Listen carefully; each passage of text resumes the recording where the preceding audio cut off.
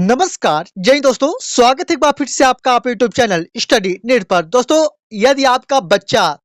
अशासकीय यानी private school में पढ़ रहा है तो आप बिल्कुल सही जगह पर आए हैं, क्योंकि यहाँ पर एक महत्वपूर्ण आदेश देखने को मिला है। आप सभी अशासकीय या प्राइवेट स्कूल में फीस, यूनिफॉर्म, पुस्तक, कापियों जैसी अन्य जो सामग्रियां हैं उनके संबंध में, और इसलिए निवेदन के साथ के वीडियो में अंत तक जरूर बने रहे। काफी कुछ चीजें हैं जो स्पष्ट करेंगे इस वीडियो के साथ, क्योंकि यहाँ पर आदेश भी जारी किए गए हैं और यहाँ पर उन तमाम चीजों को इकट्ठा किया गया है जो कि आपके बच्चों के लिए या आपके लिए जानना आवश्यक है, क्योंकि अशासकीय या प्राइवेट स्कूलों में क्या कुछ नई व्यवस्थाएं होने जा रही हैं नए सत्रों में, इसके बारे में बात करेंगे। दोस्तों, यहाँ पर आप देख पा रहे होंगे कार्यालय संयुक्त संचालक लोक शिक्षण भोपाल संभाग भोपाल की ओर से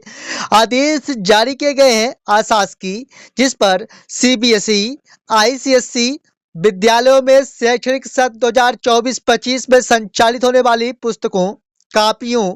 यूनिफॉर्म की जानकारी के संबंध में यह महत्वपूर्ण आदेश जारी किए गए हैं और साथ ही में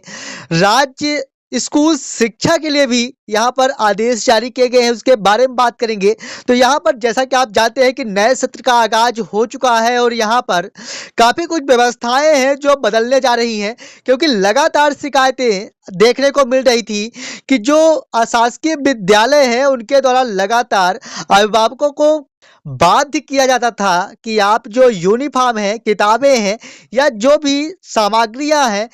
तो आप हमारी शाला से या हमारे शाला के द्वारा प्राप्त करें। और पहले से इसकी जानकारी नहीं दी जाती थी कि किस प्रकार के यूनिफॉर्म चाहिए होंगे, और फाइनली इसके संबंध में यहाँ पर आदेश जारी किए गए हैं कि अगर आप अपने बच्चे के लिए यूनिफॉर्म, नोटबुक या फिर जो भी सामग्री खरीदना चाह रहे हैं तो आप कहीं से भी खरीद सकते हैं। आपको अब दबाव में नहीं रखा जाएगा कि आप उसी स्कूल या उसी स्कूल के अंतर्गत संचालित दुकानों से ही वह सामग्री प्राप्त करें, बल्कि आप स्वतंत्र हैं और इसके लिए अब से अशासकीय या प्राइवेट स्कूलों के द्वारा आपको बाध्य नहीं किया जाएगा कि आप उन्हीं के कहे हुए स्थान से यूनिफॉर्म या कापियां या नोटबुक खरीदे। दोस्तों, इसके लिए फाइनली आदेश जारी किए गए हैं और निश्चित ही कह सकते हैं कि लगातार आप परेशान हुआ करते थे कि आखिरकार क्या करें इस संबंध में। और खास बात यह है कि ज़्यादा प्राइस में आप सभी को सामान दिया जाता था, यानी चाहे यूनिफॉर्म हो या किताबें हो, अधिक पैसों के साथ आपको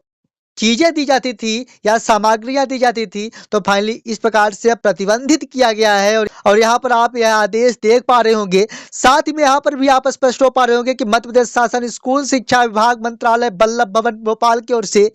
फाइनली एक आदेश और भी जारी किए गए हैं कि निजी स्कूलों द्वारा पाठ्य पुस्तकों, यूनिफॉर्म एवं अन्य शैक्षणिक सामग्री के क्रय हेतु पालकों पर अनुचित दबाव बनाने जाने के संबंध में कहने का तात्पर्य है कि अभी तक जो दबाव बनाया जाता था कि आप हमारे ही शाला अंतर्गत सामग्री प्राप्त करें, चाहे वह यूनिफॉर्म हो चाहे वह नोटबुक हो, तो इसके लिए भी आदेश जारी किए जा चुके हैं। और अब से यहाँ पर किसी भी प्रकार की स्कूलें, चाहे वह कोई भी स्टेट बोर्ड हो या सीबीएसई हो या आईसीएसई हो या कोई भी बोर्ड हो, उनके लिए यह निर्देशित किया गया है कि आप जितने फीस पर इसके पहले एडमिशन लिया करते थे या जितने फीस पर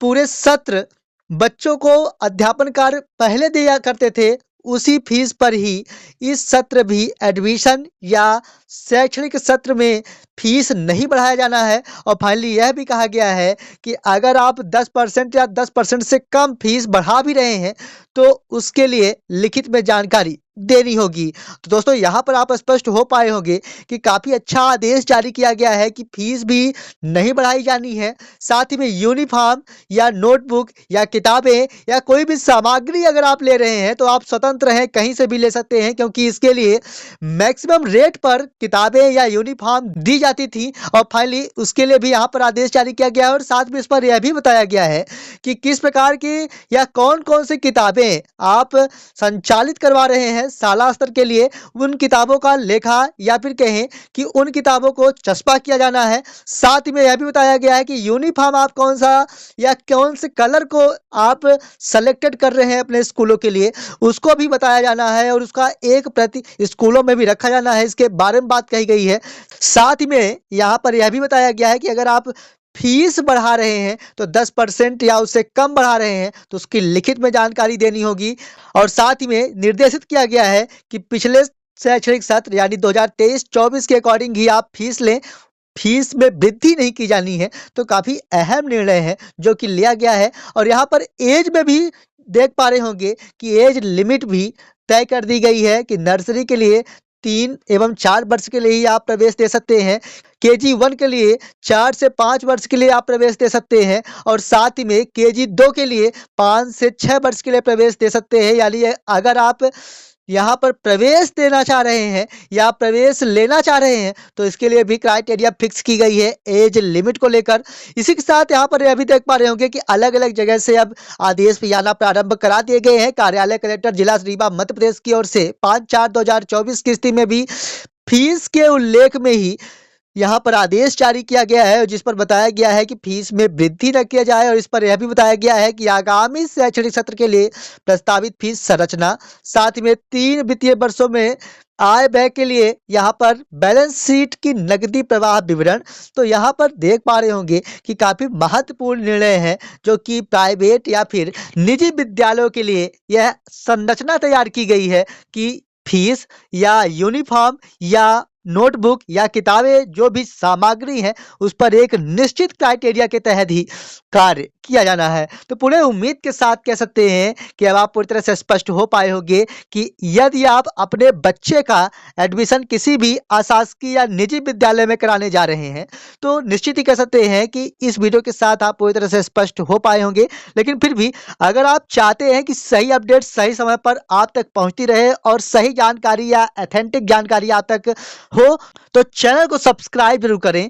ताकि सही अपडेट सही समय पर आप तक मिलती रहे। मिलेंगे आप सब एक और नई वीडियो के साथ, तब तक के लिए धन्यवाद।